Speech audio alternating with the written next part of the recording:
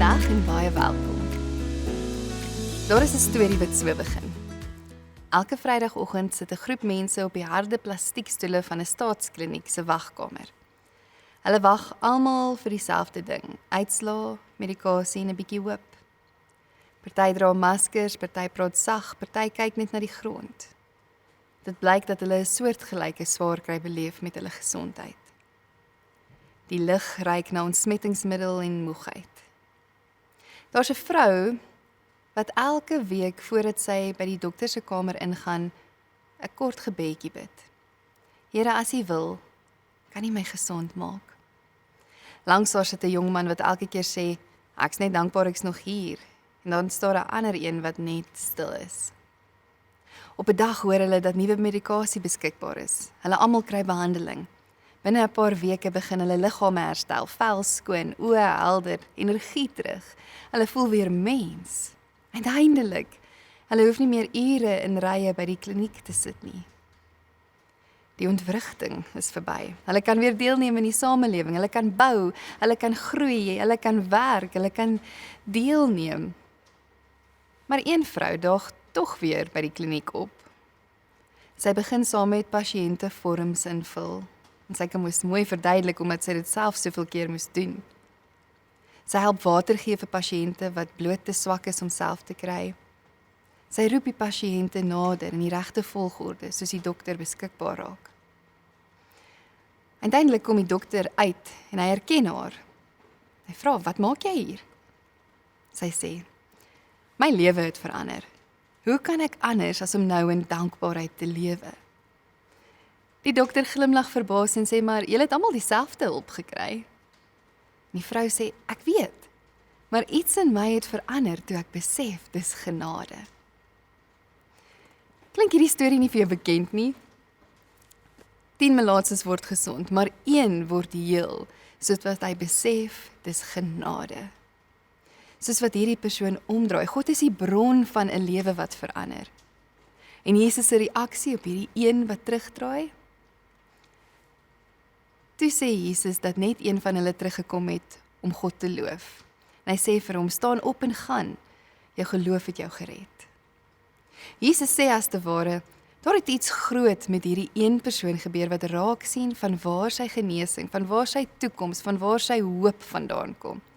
Net hierdie een persoon besef dat wat met hom gebeur, nie net 'n keer in 'n leeftyd gebeurtenis hoef te wees nie, maar dat hy aanhoudend kan bly in die een wat bewys het, dat hy kan genees, dat hy kan voorsien, dat hy kan red, dat hy kan.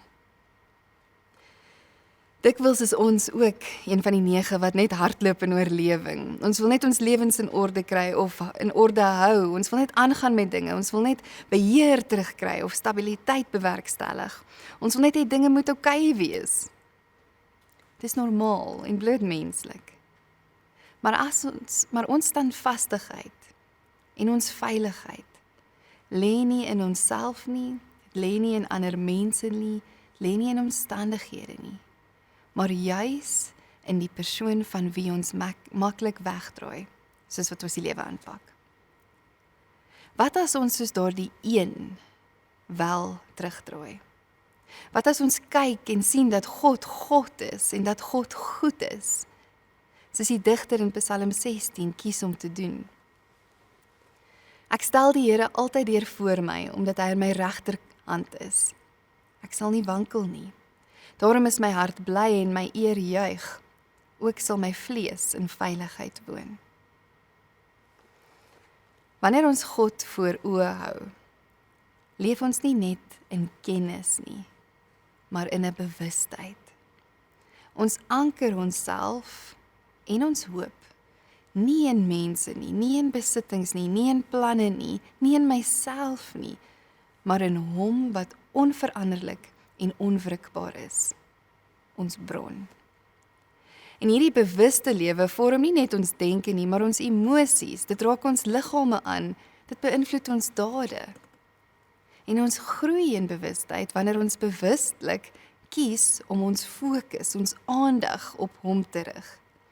Nie op wat ons tekort kom nie, nie op ons omstandighede nie, maar op Hom.